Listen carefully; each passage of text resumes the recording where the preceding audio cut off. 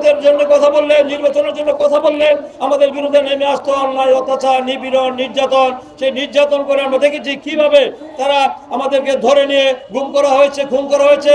আমরা এই পর্যন্ত যতটুকু আমাদের কাছে তথ্য রয়েছে, আমরা জানি যে 60 লক্ষ আসামি করা হয়েছে, 1.5 লক্ষ মামলা হয়েছে এবং 3000-এরও বেশি নেতাকর্মীদেরকে যারা এক্সট্রা জুডিশিয়াল কিলিং, বিচার বহির্ভূত হত্যা, সে হত্যা করা হয়েছে এবং গুম করা হয়েছে। এই পর্যন্ত চৌধুরী আলম এবং ইলিয়াস আলী সহ এবং সুমন সহ প্রায় 1400-এরও বেশি নেতাকর্মীদেরকে গুম করা হয়েছে।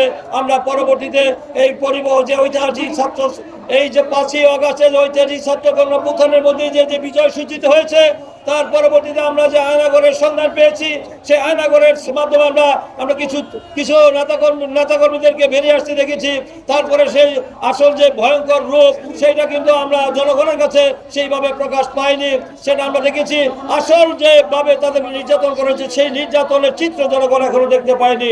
প্রিয় বন্ধুরা, আমরা জানি গুম কমিশন হয়েছে, সেই গুম কমিশন আজ পর্যন্ত কি পদক্ষেপ নিয়েছে জনগণ এখনো জানে না। জনগণের কাছে স্পষ্ট করতে হবে যে গুম কমিশন যে গুম খুন করে যে মানবতা বিরোধী অপরাধ করেছে, যে অন্যায় অপরাধ করেছে, তাদের বিচার কতটুকু হলো। আজ পর্যন্ত এই খুনিদের যে নৃশংস নিষ্ঠুরভাবে খুন করা হয়েছে, গুম করা হয়েছে, নির্যাতন করেছে, পঙ্গু করা হয়েছে, তাদের বিরুদ্ধে দৃশ্যমান আজকে পর্যন্ত আজকে বিচারের কোনো ব্যবস্থা আমরা দেখতে পাচ্ছি না।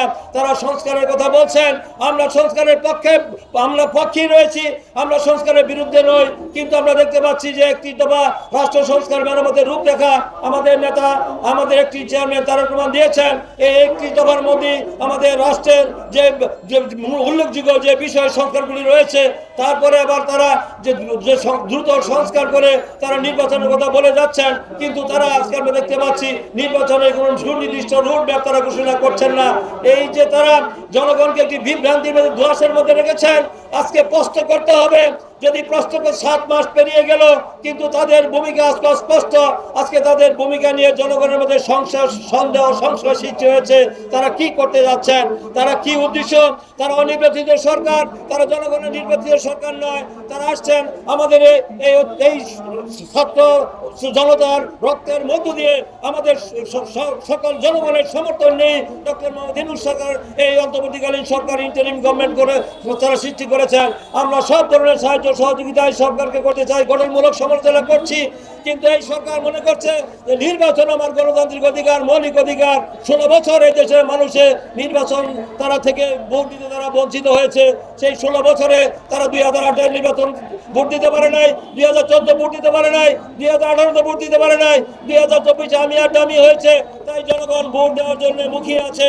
তাই আমি মনে করব যে দ্রুত সময়ের মধ্যে রুট ম্যাপ ঘোষণা করুন। যে কারণে চৌধুরী আলম, ইলিয়াস আলী তারা আজকে গুম হয়েছে, তাদেরকে সন্ধান দেওয়ার জন্য, তাদের খুঁজে বের করার জন্য আপনার গুম কমিশনকে আপনার তাগিদ দেন দ্রুত সময়ের মধ্যে জনগণের কাছে স্পষ্ট করার জন্য তারা কোথায় আছে, কি অবস্থা আছে জনগণ জানতে চায়।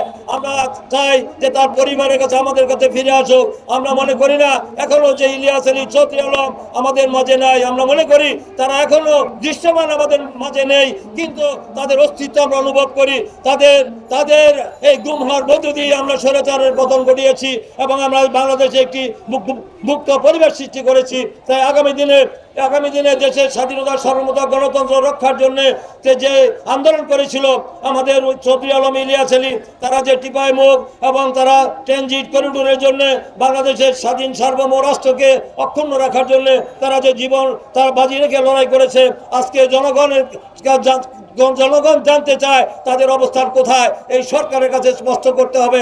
এই সরকার দ্রুত সময়ের মধ্যে তাদের বিষয়ে জনগণের কাছে স্পষ্ট করবেন, এটা আমাদের দাবি।